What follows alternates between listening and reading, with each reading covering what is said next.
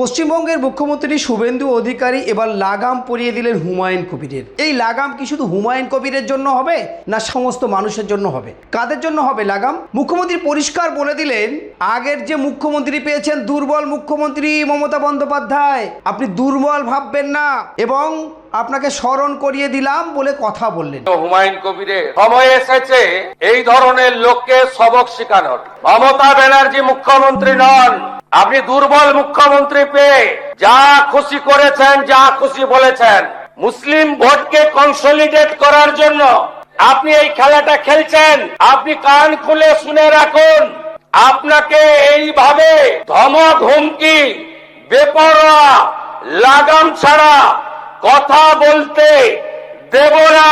সত্যি ঠিকই তো, একাধিকবার আমরা দেখেছি এই হুমায়ুন কবির লাগামহীন ভাষায় আক্রমণ করতে, কখনো রাজ্যকে, আবার কখনো পুলিশকে, আবার কখনো সাম্প্রদায়িক মনোভাব নিয়ে দিয়ে কথা বলতে। এই হুমায়ুন কবির বাবরি মসজিদ তৈরি করার নামে অকথ্য ভাষায় তিনি বারবার আক্রমণ করে এসেছেন এবং তিনি পরিষ্কার বলেছেন এটা ভোটের জন্য, মসজিদের জন্য নয়। এবারের মুখ্যমন্ত্রী শুভেন্দু অধিকারী তিনি বলে দিলেন, আপনি সংযত হয়ে কথা বলুন, আপনি আগের মুখ্যমন্ত্রী পাননি, দুর্বল মুখ্যমন্ত্রী পাননি, আপনি এবারে যে মুখ্যমন্ত্রী পেয়েছেন সঠিক জবাব আপনি পেয়ে যাবেন। এবং তিনি এটাও উদাহরণ টেনে আরও বলে দিলেন, আপনার ছেলেকে জেতানোর জন্য আপনি লাগামহীন হয়ে পড়েছেন, সংগঠন ঠিক করতে পারছেন না, তার জন্য হয়তো আপনি এভাবে কথা বলছেন। কারণ পশ্চিমবঙ্গে এখন পারিবারিক কেন্দ্রিক হয়ে গেছে, যে জিতে আসবে তার ছেলে জিতে আসবে সেটাই। কারণ হুমায়ুন কবির 2টি সিটে জিতেছে, একটিতে তাকে আবার উপনির্বাচন হবে, কারণ একটিতে রিজাইন দিতে হয়েছে, আর একটিতে হুমায়ুন কবির তিনি শপথ নিয়ে বিধানসভায় গেছেন। বিধানসভায় গিয়ে তার লাগামহীন কথাবার্তা কয়েকদিন আগে তিনি বলেছেন, লক্ষ লক্ষ মুসলমানদের নামিয়ে দেবে, হিন্দুদের সাপাটে মারবেন। এই কুরুচিকর মন্তব্য কোনো সুষ্ঠু সমাজের মানুষ, বিশেষ করে মুসলিম সম্প্রদায়ের মানুষ, সংবিধানশীল মানুষ এবং দেশপ্রেমী মানুষ এটা কোনোদিন মেনে নেয়নি আর মেনে নেবে না। যে লাগামহীন কথা তিনি বারবার বলে এসেছেন, এর আগে সত্যিই তাকে লাগাম টানা হয়নি, যার জন্য তিনি কিন্তু আরো রে করে বড় বড় কথা বলতে যাচ্ছিলেন। একেবারে ধাক্কা বললেন এটাই আপনার শেষ কথা, তারপরেও তাকে ছাড়া হবে না।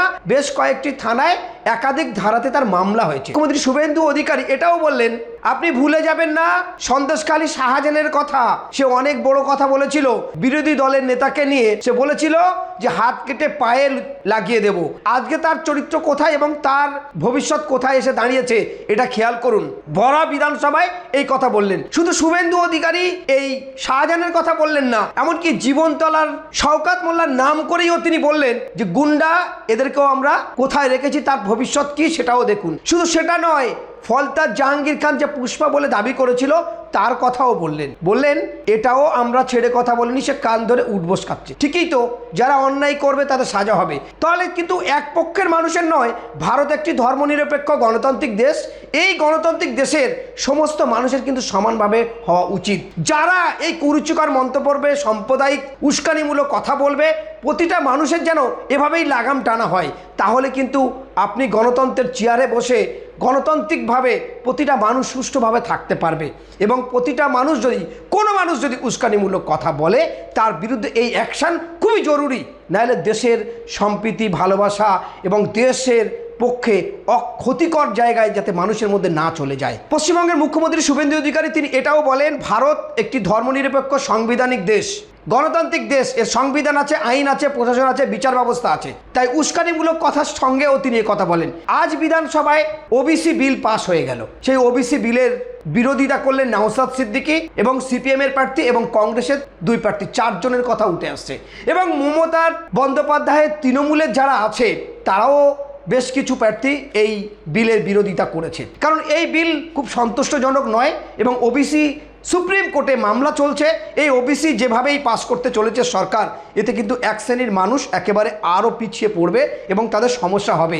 তার জন্য নওশাদ বললেন এই বিলের বিরোধিতা করেছি, বিলের বিরোধিতা করব এবং বিলের বিরোধিতায় আমরা ভোট দিয়েছি। কিন্তু মমতার তৃণমূল বাদ দিয়ে যারা ভালো তৃণমূল সেজেছিল, নওশাদের কথায় উঠে আসছে যে তারা কিন্তু এই বিলের বিরোধিতা করেনি এবং বিলের বিরুদ্ধে তারা ভোট দেয়নি, বরং তারা এই বিলকে সমর্থন করার মতো সমর্থন করে তারা বেরিয়ে গেছে। ভাবুন তো দেখি, কারা ভালো তৃণমূল কারা খারাপ তৃণমূল। পশ্চিমবঙ্গের মানুষ এই সমস্ত প্রার্থীদের কিন্তু ভোট দিয়েছিল, তারা তাদের সংবিধান রক্ষা করার জন্য, তাদের ভালোর জন্য। বিশেষ করে সংখ্যালঘু মুসলমানরা এই সমস্ত তৃণমূলের ভোট দিয়েছিল। কিন্তু আজকে তারা আর এক গদিতে বসে গিয়ে বিরোধী আসনে বসে, আর তারা কিন্তু সম্পূর্ণ এই ওবিসির যে বিষয়টা এখনো পর্যন্ত সুপ্রিম কোর্টে মামলা চলছে, তারপরে ওবিসি বিল পাশ হয়ে গেল, সেই বিলের তারা বিপক্ষে ভোট দিলেন না, বরং ওয়াকআউট করে বেরিয়ে চলে গেলেন। কোন দিকে যাচ্ছে রাজ্য রাজনীতি? পশ্চিমবঙ্গের মুখ্যমন্ত্রী শুভেন্দু অধিকারী একেবারে জোর গলায় বললেন এটা কোনো দুর্বল মুখ্যমন্ত্রী নয়। আগে দুর্বল মুখ্যমন্ত্রী ছিলেন, যা খুশি তাই হয়েছে। হুমায়ুন কবিরকে সতর্ক করেছেন, ঠিকই কথা। কিন্তু 2014 সালের পরে রাজনীতিতে বড় বালাই এসেছে। সাম্প্রদায়িক কথা বলা, সাম্প্রদায়িক কাজ করা, সম্প্রদায় উস্কে দেয়া, তারপরে তার রাজনীতির ফায়দা আরও বেড়ে গেছে। হুমায়ুন সেটাই বুঝতে পেরেছে। আপনারা যদি ধরেন প্রধানমন্ত্রীর কথা, সেই গুজরাট থেকে শুরু করুন, গুজরাট দাঙ্গা। এবারে আসুন পশ্চিমবঙ্গের ক্ষেত্রে, দেখুন এইবারে যে ভোটটা হয়ে গেল 2026-এ, একাধিক বিশৃঙ্খলামূলক কথাবার্তা এবং উস্কানিমূলক কথাবার্তা, অসাংবিধানিক কথাবার্তা আমরা যোগীর কাছ থেকে শুনেছি, আসামের মুখ্যমন্ত্রী হেমন্ত বিশ্ব শর্মার কাছ থেকে শুনেছি, এমনকি এই রাজ্যের একাধিক জায়গায় এই উস্কানিমূলক কথাবার্তার মধ্য দিয়ে কিন্তু জায়গা তৈরি হয়েছে হিন্দু মুসলিম করে। ঠিক হুমায়ুন কবিরও চাচ্ছে যে আমি হিন্দু মুসলিম করে আমার ছেলের আসনটা কিভাবে জেতাতে পারি, কিন্তু একেবারে সেগুড়ে বাড়ি পড়ে গেল, আর উস্কানিমূলক কথা বলতে পারে না। তবে মুখ্যমন্ত্রী শুভেন্দু অধিকারী যে কথা বলেছেন, শাহজাহান শেখ, সন্দেশখালী, জাহাঙ্গীর খান এবং শওকত মোল্লাকে টেনে, তাহলে হুমায়ুন কবির কিন্তু এবারে জেলেই যাচ্ছে। তবে এই জেলটা হবে হয়তো নাটক হলে হতে পারে, প্রকাশ্য নাটক হলে হতে পারে। দেখবেন এই জেলে যাবে আর 2-4 দিন পরে ছাড়া পাবে। তবে সবথেকে বড় কথা, মুখ্যমন্ত্রী যে কথা বলেছেন যে যারা এই সভা অ্যারেঞ্জ করেছে, হুমায়ুনকে যারা নিয়ে গেছে, তাদেরকে আগে ধরবেন। তাহলে বিপদে কারা পড়লো? ভোটাররা। ভোট দিয়েছে কারা? ভোটাররা। নেতা তৈরি করেছে কারা? ভোটাররা। এই ভোটাররা কিন্তু প্রতিদিন বিপদে পড়তে থাকবে, এদের পাশে কেউ থাকবে না। হুমায়ুন কবির যদি জেলে যায়, খুব স্বল্প সময়ের মধ্যে আবার রিটার্ন আসবে। আর মুর্শিদাবাদের মানুষ দ্বিচারিতার সঙ্গে একেবারেই হয়ে করে উঠবেন যে মুসলিমদের হয়ে উনি কথা বলছিলেন, উনি ভালো কথা জানেন না, উনি সাম্প্রদায়িক কথা জানেন, রে রে করে উঠবেন, মুসলিমদের জন্য কথা বলছিলেন, বাবরি মসজিদ করছিলেন। ওনাকে আবার দেখবেন ফুলের মালা গলায় পরাবে মুর্শিদাবাদের মানুষজন। তবে জেনে রাখুন ভোটাররা, এই সমস্ত মানুষের সঙ্গ দেওয়া এবং এই সমস্ত মানুষের ফুলের মালা পরানো, এই সংবিধান বিরোধী কথা বলা, ভারতবর্ষের আইন কিন্তু এদের ছাড়বে না। তাই ভোটারদের সাবধান হওয়া দরকার, কার পিছনে আপনারা দৌড়াচ্ছেন আর কে আপনাদের ভালো চাচ্ছে। লক্ষ লক্ষ মুসলমানদের হুমায়ুন কবির নামিয়ে দেবেন, তার মানে কি বলতে চান উনি? কাদের সঙ্গে নামাবেন? কেন নামাবেন? আর কি কোনো রাস্তা নেই? আইন আছে, প্রশাসন আছে, বিচার ব্যবস্থা আছে। আমি বিধানসভায় গিয়ে সেটাকে তুলতে পারি, উনি তো একজন বিধায়ক বিরোধী, তাহলে বলতেই পারি। তাহলে কুরুচিকর মন্তব্য কেন? কাউকে মারবো, কাউকে গঙ্গায় ভাসিয়ে দেবো, একেবারে উনি একটা ব্যবসা শুরু করেছেন। বিশেষ করে বাবরি মসজিদ নিয়ে ভাবুন তো দেখি, পাঁচিল আগে না মসজিদ আগে? মসজিদ হয়ে যাওয়ার পরে পাঁচিল হয়। আদৌ উনি মসজিদ করতে পারবেন না। যে বাবরি মসজিদের ছক নিয়েছেন, করবেন না। এই পাঁচিলকে দেখাবেন, দেখিয়ে ভোটটা নিয়ে ছেলেকে জেতাবেন, আবার সামনে লোকসভার দিকে এগোবেন। তো এর দিকে ভোটারদের সতর্ক থাকা খুবই জরুরি। যত দিন যাচ্ছে দুর্বল, অসহায়, সংখ্যালঘু, দারিদ্র্য সীমার নিচে বসবাসকারী এবং ক্ষুধার্ত মানুষ, যারা নুন আনতে পান্তা ফুরিয়ে যায়, সেই সমস্ত মানুষের বিপক্ষে যত দিন যাচ্ছে তত যেন আরও চাপ বাড়ছে। তার জন্য আপনারা দেখতে পাচ্ছেন যে একাধিক জায়গায় চুরি, ডাকাতি, ছিনতাই সব বেড়েছে। যেভাবে দ্রব্যমূল্য বৃদ্ধি হচ্ছে, মানুষ কাজ হারাচ্ছে, তাহলে কিন্তু পরিস্থিতি খুব ভালোর দিকে যাবে না, ভয়ঙ্কর পরিণতি তৈরি হবে। আগামী দিনে এই রাজ্যে ক্ষুধার্তের সংখ্যা বাড়বে, কর্মহীনের সংখ্যা বাড়বে, তাতে চুরি, ডাকাতি, ছিনতাই কিন্তু আরও বাড়তে থাকবে।